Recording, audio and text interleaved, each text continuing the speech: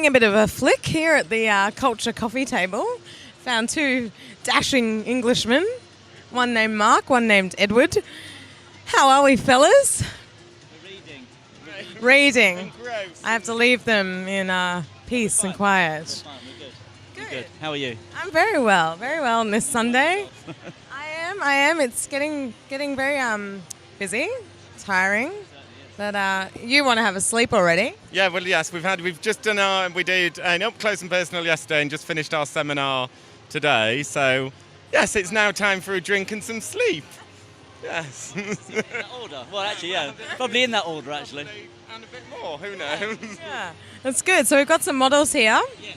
They're from your seminar? Yeah. I mean, what the idea that we're working on this year for the Academy brand, anyway, is to release a trilogy of collections, 3 collections, all under the heading of Tribe. And I suppose the idea behind that was that when we're looking at, all the things that inspire us, fashion, film, all that sort of thing, music, etc., we're kind of seeing a lot of individuality, a lot of authenticity, and in a sense, a breaking down of the normal rules of fashion in that sense that things come from the catwalk and trickle down. So we've we've sort of turned it on its head a little bit and looked at street style from all different eras, to be honest, not just now, some from a kind of historical perspective. And kind of some of them we've kind of put together and made a hybrid Tribe. Other ones we've kind of made up, invented. So just doing that really, what it's done, it's kind of opened everything out a little bit and given us a lot more freedom, if you like, for people to express themselves through their hair looks. Lots of different various textures, lengths, feelings of hair. I think quite interesting. Well, you are obviously quite known for precision and it's very structured in the look. And I found it really interesting this weekend. A lot of people are talking about trends and how it's like a cycle. You get influences from past eras and you put a fresh modern twist on it. Yeah.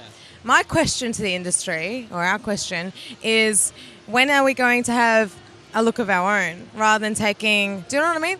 Like these looks, like you were saying, you've made some up and that's fantastic. But where does a hairdresser start to then find their own look rather than look back to the 80s and just put a twist on it? Well, I suppose Edward would best answer that. No, I'm joking. Thank you. I think fashion's cyclical. By its nature, fashion's a cyclical thing, isn't it? And I think Coco Chanel once said, only those with no memory insist on their own originality. So I think everything's derivative of something else. Everything's like that. But I think what you do, you just kind of, it depends on when it's done, which gives it its modern kind of feel, I suppose. Everything's kind of slightly different each time you do it. But I think, everything is a kind of derivative of something else. Like an organic evolution. Yeah, I mean, fashion's got that cyclical, you do the 60s, the 70s, 80s, almost in rotation, they come around. But I think what's happening now is that there's so much stuff out there. There's so much information and so many looks that I think people are almost creating their own sort of style. And it's up to the hairdresser to kind of interpret the individual's look. And however you work with hair, you interpret it with your own sort of style as well. It's kind of a combination of things. I think, when I travel, it's kind of interesting when you see how that change affects different cultures. Like when I go to Japan, they used to be a huge consumer society, labels, and everything was about having the right logo and the right label. But now, you kind of see people, certainly in Japan, sort of doing, they'll have something from a thrift store on, something old, something kind of expensive, something cheap. So it's all kind of chucking everything together, which I think is interesting. And so you've obviously kept the famous Sassoon look, but you've changed it around a bit, keep it a bit fresh, a bit more free. What have you been doing with the colour? Well, I think obviously, like Mark says, at the moment we're working with our Tribe collections, which is sort of a trilogy of collections that we're going to have this year. And within those sort of those collections, you've got separate sort of looks. And I think what's really key at the moment is within our ideas, we're still working with one sort of basic technique that sort of makes all these collections sort of come together. So you sort of got, in this case, working with a mono-blocking sort of technique, which you've seen in all the models behind, even though sometimes it's done in a more highlighted effect or sometimes it's done in more sort of total colour. But because you've got all these different tribes, you can also, your colour palette's a little bit sort of more broad in that way, which I think makes it quite exciting and fresh, really. What are your tribes? Well, you've got the 3, so what's 4? What? We're the fifth. Yes. Well, the old fogies. Yeah, and then we have the young fogies on this side. From left to right, we have young fogies, which is kind of, I suppose it's inspired by British eccentricity. The sort of look, from the styling perspective, the look is almost so normal it's weird. And it's a big thing that's happening on the streets of London, to be honest. Lots of young kids dressing in this really traditional, classical English tailoring is kind of interesting. Then next to them we have Home. Home is where the heart is. You were talking about a song the other day. Yeah. Can you explain that? The song is called Home, and it's by a band called Edward Sharpe and the Magnetic Zeros. Yeah, and it's kind of it's a kind of whimsical, folky sort of thing. And I think it kind of looks at, it's a kind of rejection of the 21st century in a way, going back to that idea of freeganism, of community living, and it's a slightly sort of 70s hippie sort of feel, obviously. It's nice. And I think the hair's nice because you can kind of do these little geometric shapes, but have all the long layers as well. So it's a nice change. And then we've got Zen, which is all about Japanese minimalism, which is obviously very close to my heart personally, but also suits the Sassoon aesthetic with hair.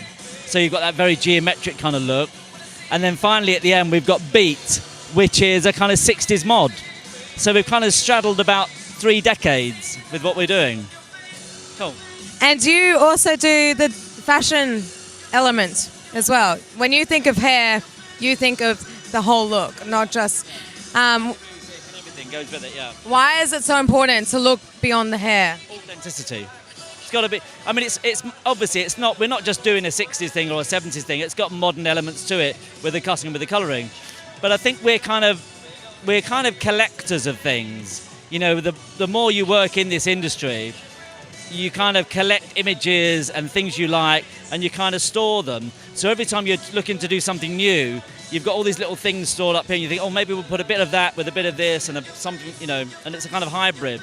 So that's what's kind of interesting about it. But it's got to be, we do everything from the hair, the makeup, the music, the styling, the way it's staged, everything, because it's got to have that authentic kind of feel to it.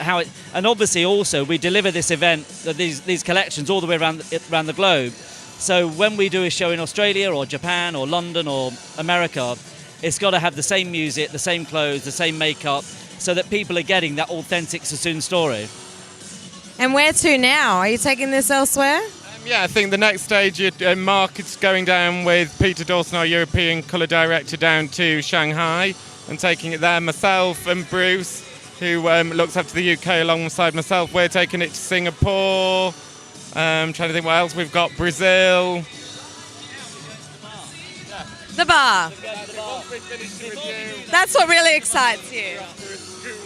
I believe you call it. Or a midi, if we're feeling particularly raucous. Maybe a max. They are good a old pint. British pint. Well, thank you, boys. Thank you. Enjoy the rest of the weekend.